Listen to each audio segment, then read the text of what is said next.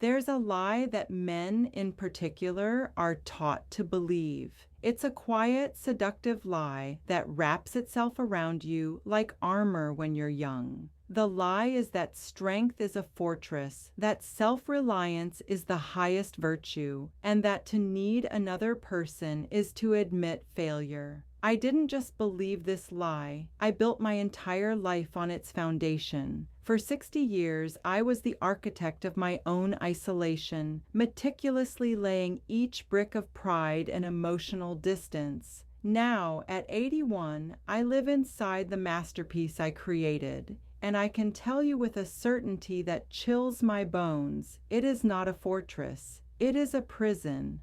The silence in this house is the only other inmate, a constant humming reminder of a life spent winning a war that never mattered, only to lose the peace that did. Listen to me. Please just listen. I'm not asking for pity. I'm offering a warning. This is the truth I learned far too late.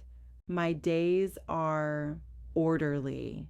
I wake up at 6, just as the first sliver of gray light cuts through the blinds. The coffee maker gurgles to life, brewing a single cup. It's a precise, lonely ritual. I sit in the same worn armchair my wife Eleanor always hated, and I watch the world wake up without me. The fabric is thin under my hands, a map of the thousands of hours I've spent right here. People see an old man looking out a window and they probably think he's at peace, reflecting on a life well lived. But they're wrong. I'm not reflecting. I'm inventorying. I'm counting the ghosts, not the spooky kind, but the quiet, everyday kind. The ghost of a phone call I should have made to my son, the ghost of a hand I should have held, the ghost of the words, "I need you," which I never learned how to say. My house isn't haunted by spirits, it's haunted by the echoes of every connection I chose to sever. A few months ago, a minor health scare put me in a hospital bed for 3 days. It wasn't the fear of dying that shook me. It was the silence. The sterile, indifferent silence of that room was just a concentrated version of the life I had built. In that quiet, with the rhythmic beep of a machine as my only companion, the walls of my fortress finally crumbled. I saw with a brutal, unforgiving clarity that my independence hadn't made me strong. It had made me hollow. It had cost me everything that gives a life weight and warmth. It cost me intimacy with my wife, true friendship with my peers, and a deeper bond with my own children. I'm telling you this now because I have nothing left to protect. No pride left to defend. I'm going to show you the anatomy of my greatest mistake, because my only hope for redemption now is that my story can become your shield. Don't build the prison I did. My world shrank over time, but so slowly I barely noticed. It didn't happen with a bang. It was a quiet, gradual closing of doors, most of which I locked myself. My wife Eleanor, God rest her soul, used to call this house our castle. Now it's just a museum of a life half lived. I walk these halls and see the evidence of my philosophy everywhere. The second coffee mug on the shelf, untouched for a decade, a monument to a conversation I never started. The tools in the garage, perfectly organized, from projects I did alone, because asking for help felt like admitting defeat. Even the garden outside is a testament to it. Neat rows, everything in its place, but no room for wildflowers. I built a life that looked orderly from the outside, a life of perfect, impenetrable control. But control is just a prettier word for fear. I was afraid to be messy, to be needy, to be human. And in my quest for perfect order, I created a perfect, silent emptiness. The phone is the cruelest object in the house. It sits on the end table, black and silent, like a judge. My son David lives 1,000 miles away. He's a good man, better than I was.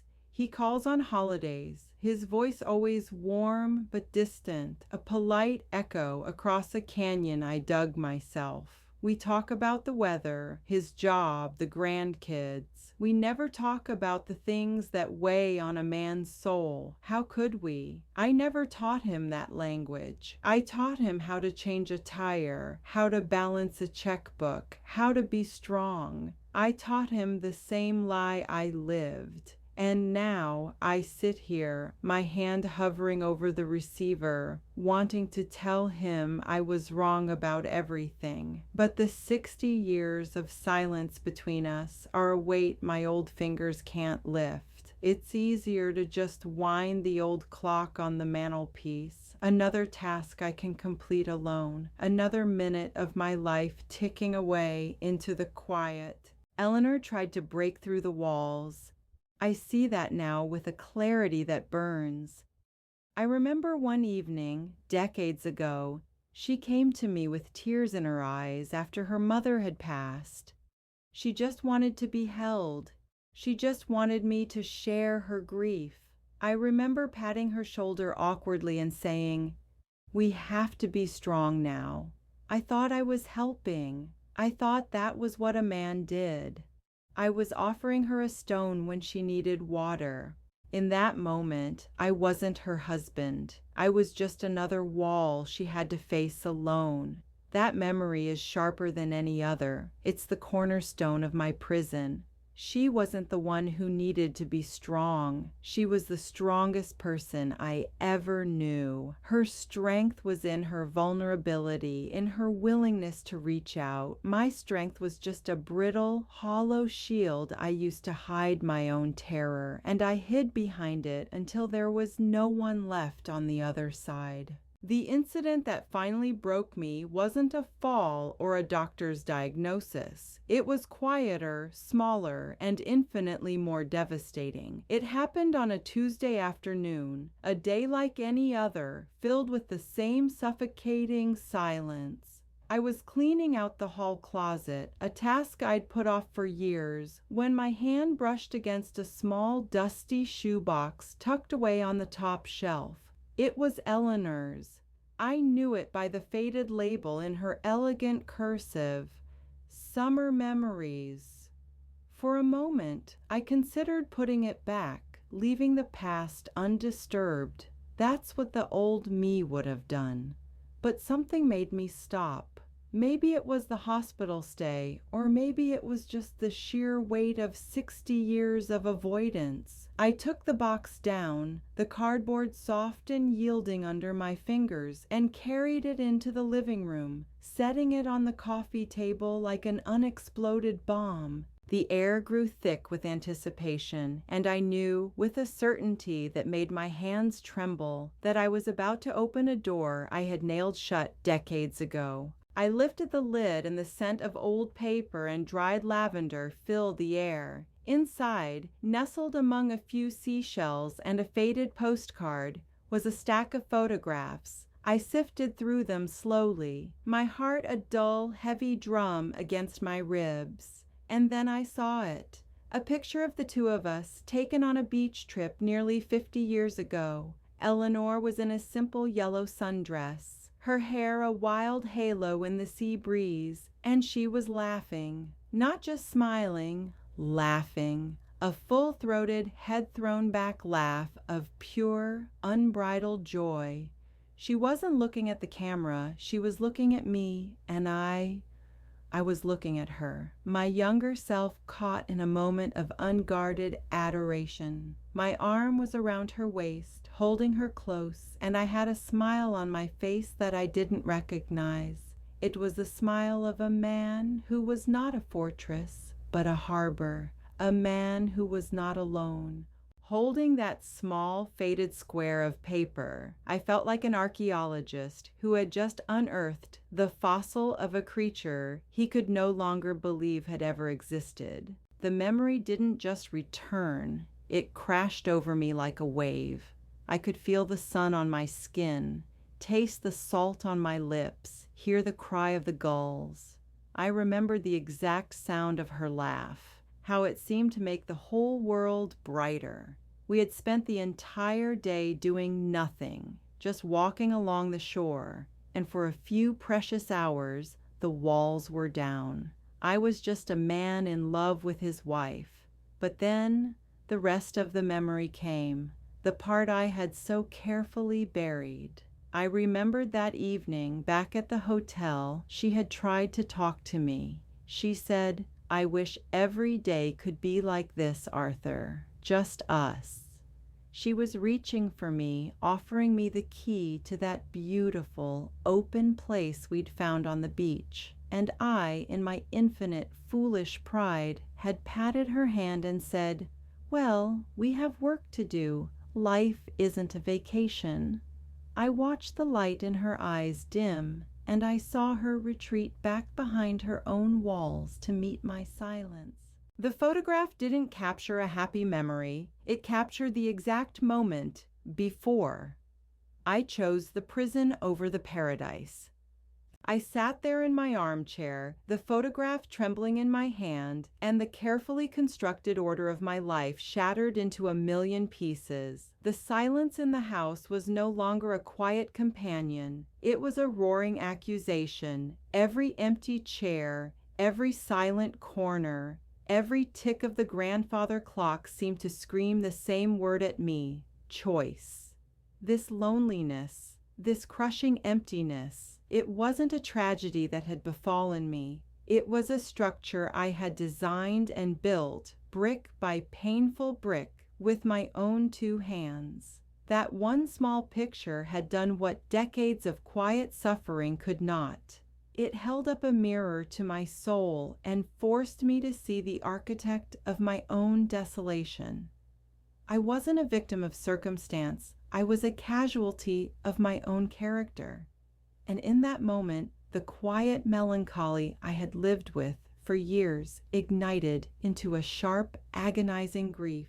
The war wasn't over, it had just begun, and the only enemy in the room was me. For days after finding that photograph, the house conspired against me. The silence, once a familiar, heavy blanket, now felt thin and sharp, pierced by the phantom sound of Eleanor's laughter from that long-ago beach. I started seeing her everywhere, not as a ghost, but as an absence. The empty space on the other side of the bed wasn't just empty, it was the exact shape of her. The second teacup in the cupboard wasn't just unused, it was a testament to a morning conversation I had refused to have. I tried to busy myself with my usual routines, winding the clock, polishing the silverware, but the tasks felt hollow, the motions of a man trying to straighten pictures in a burning building.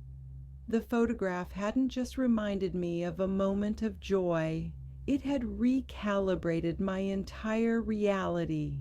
It forced me to see that my quiet, orderly life wasn't a product of discipline and strength, but a monument to 60 years of profound, unrelenting fear. The fear of being truly seen, the fear of truly needing someone. One afternoon I couldn't stand it anymore. I put on my coat and walked out the front door, something I rarely do without a specific destination like the grocery store or the pharmacy. The world outside felt alien, too loud, too vibrant. I walked to the park a few blocks away and sat on a bench, watching life happen around me, as if through a thick pane of glass. I saw a young father pushing his daughter on a swing, her shrieks of delight echoing in the crisp air. I saw an elderly couple walking hand in hand, their steps slow and synchronized, a silent conversation built over a lifetime. Each of these small, ordinary scenes of connection felt like a personal indictment. They weren't doing anything special. They were just living the life I had actively rejected. I was a foreigner in the land of human intimacy. I had spent so long building my fortress that I had forgotten how to live outside its walls. The fresh air didn't clear my head. It only made the air in my own lungs feel stale and recycled. I had tried to escape the prison, only to realize I was carrying the bars inside me. That night, sleep wouldn't come.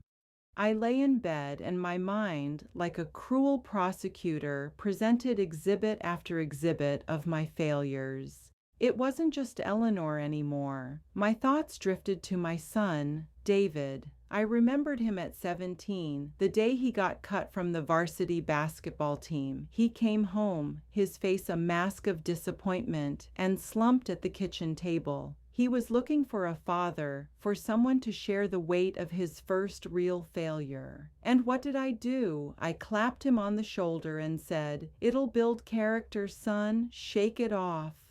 I gave him a lesson when he needed a lifeline. I taught him that his pain was something to be conquered alone, just as I had been taught. I see it now. I didn't just fail my wife. I passed my sickness on to my son. I handed him the blueprint for my own prison and called it a gift. The regret was no longer a single, sharp point of pain. It was a vast, suffocating ocean, and I was drowning in it. The next morning, I found myself standing in front of the telephone, staring at it as if it were a venomous snake. The urge to call David was a physical ache in my chest, a desperate primal need to confess, to apologize, to say something, anything, real. I picked up the receiver, the plastic cool and heavy in my trembling hand. My thumb hovered over the numbers of his name, a name I had programmed in years ago, but my mind raced with a terrible paralysis. What could I possibly say? "Hello, David, it's your father. I've just discovered at the age of 81 that I have been a fool my entire life, and I have failed you in every way that matters. How do you begin to dismantle a wall that took 60 years to build with a single phone call?" The silence on the other end of the line felt like a premonition of his confusion, his polite distance. I had taught him the language of surfaces so well that he wouldn't know how to respond to the depths. I placed the receiver back in its cradle, the small click echoing through the house like a gavel, the sound of a final judgment. I placed the receiver back in its cradle. The click wasn't loud, but it was the most final sound I had ever heard. It was the sound of a lock turning in a door I could never open again. In that moment, the entire house seemed to exhale, a sigh of final, settled silence. I looked at the worn armchair, at the dust motes dancing in the afternoon light, at the photograph of Eleanor still on the table, and I understood. This wasn't a prison. A prison is a place you're sent to. This was a tomb, a monument I had built with my own hands, stone by stone, for a man who was still breathing. I had spent 60 years meticulously arranging the artifacts of a life, believing I was creating order, when all I was doing was embalming my own heart. I was the curator of my own museum of sorrow, and today, for the first time, I finally read the plaque on the wall describing the exhibit, a life spent mistaking solitude for strength. I looked down at my own hands, the wrinkled, spotted skin stretched over bones that had built fences and fixed engines and held steering wheels for thousands of miles. These were the hands of a capable man, a strong man. The lie my father gave me and his father gave him echoed in my mind. A man stands on his own 2 feet, and I had. I stood so straight and so tall and so alone that no one could reach me. I thought strength was a fortress, an impenetrable wall to keep the chaos of the world out. I see it now. A fortress doesn't just keep enemies out, it keeps everyone out. It keeps love out, it keeps help out, it keeps life out. It isn't a fortress at all. It's a cage you build around your own heart, and the only thing it protects you from is the terrifying, beautiful, necessary mess of being human. My strength wasn't a virtue, it was the architecture of my isolation. And Eleanor, my God, Eleanor, her entire life was an attempt to dismantle my fortress from the inside. Her tears, her laughter, her constant gentle questions. What are you thinking, Arthur? They weren't weaknesses. They were tools. They were the brave, desperate hands of someone trying to dig me out of the rubble of my own pride. I remembered her telling me once, her voice so soft, "It's okay to need me." I thought she was being sentimental. I thought she was the one who needed saving. How could I have been so blind? She wasn't asking for my strength. She was offering me hers. Her strength was in her openness, her willingness to be vulnerable, to connect. She was a harbor, open and deep, and I was a ship made of stone, determined to prove I could weather any storm alone. Even as I was sinking, she was the strongest person I ever knew, and I let her strength die of loneliness right beside me. The grief that washed over me was absolute. It was a physical weight that pressed me down into my chair, a force that seemed capable of turning my old bones to dust. For a long moment, I felt the pull of a final bitter despair. The game was over. The score was settled. My life was a mistake, a long cautionary tale with no one left to hear it. But then, through the fog of pain, a single fragile thought emerged. What if that was the point? What if the story wasn't meant for me? The past is a country I can never visit again. Eleanor is gone. David is a world away, living in a fortress of his own. I cannot change any of it. But the pain, this brutal, clarifying pain, this is real. This is the only inheritance I have left. And maybe, just maybe, my redemption isn't in finding peace for myself, but in turning the stones of my tomb into a warning sign for others.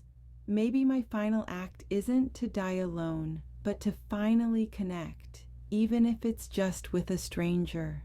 I sat there for what felt like an eternity, letting the full weight of my life's failures settle into my bones. The despair was a cold, heavy thing, and for a moment I let it win. This was it. This was the end of the story. A foolish old man, dying alone in a house full of echoes. But then something shifted. It wasn't a ray of sunshine or a sudden burst of hope. It was a quieter, more profound realization. The pain wasn't the end of the story. It was the point of the story. My 60 years of building walls, of choosing pride over people, had produced one single, valuable thing, this brutal, undeniable truth. And this truth wasn't just for me. It was too late for me. But it wasn't just my truth to bear. It was a map showing every wrong turn, every dead end, every cliff I had walked right over. My life wasn't a tragedy to be mourned. It was a lesson to be taught. The word strength had been my northern star my entire life, and I finally saw that it had led me into a frozen wasteland. I thought strength was the absence of need, the ability to bear any burden in silence. I see now that's not strength. It's just a fear of living. Real strength, the kind Eleanor had in abundance, is the courage to be vulnerable. It's the audacity to say, I can't do this alone. It's the grace to accept help and the bravery to offer it. Her tears weren't a sign of weakness. They were a sign of life, of a heart that was still open to the world. My stoicism wasn't a sign of strength. It was the slow, methodical process of my heart turning to stone. I didn't fail because I was weak. I failed because I worshipped a false and hollow God, the God of independence, and I sacrificed my entire life on its altar. The fortress was never meant to protect me. It was meant to hide me. I can't go back and hold my wife. I can't call my son and undo 60 years of emotional distance with a few words. The past is a locked room, and I lost the key long ago. My redemption isn't in that room. It's here, now, in this chair, with this story. My purpose is no longer to find peace for myself. That ship has sailed. My final, most important task is to turn the stones of my prison into the foundation of a lighthouse for others. I can't bring back my own flowers, but I can give you the seeds. This confession, this raw and painful accounting of my life, isn't for my absolution. It's for your protection. It is my last and only act of connection, reaching out from the silence of this house to the silence in yours. I am offering you the most valuable thing I have left, a warning, a chance to choose a different path, a chance to learn this lesson without paying the price I did. So I sit here now, in the quiet of my own making, and I have finally found a strange kind of peace. It is not the peace of a life well lived, but the peace of a lesson finally understood. There is no grand absolution waiting for me, no last-minute reprieve from the choices I made. The past is a country I can no longer visit, and its borders are closed forever. My redemption will not be found in trying to change what is written in stone. It is found here, in this moment, in this final act of reaching out. My life's greatest failure has become my only remaining asset. This pain, this profound and bottomless regret, is the only true inheritance I have to give, and so I offer it to you, not as a plea for pity, but as a map. It is a map drawn with 60 years of wrong turns, showing you every cliff I walked over, every dead end I chose. The lie is that strength is a fortress. That's what they taught us, what I believed with every fiber of my being. But a fortress doesn't just keep danger out. It keeps love out. It keeps help out. It keeps life itself out.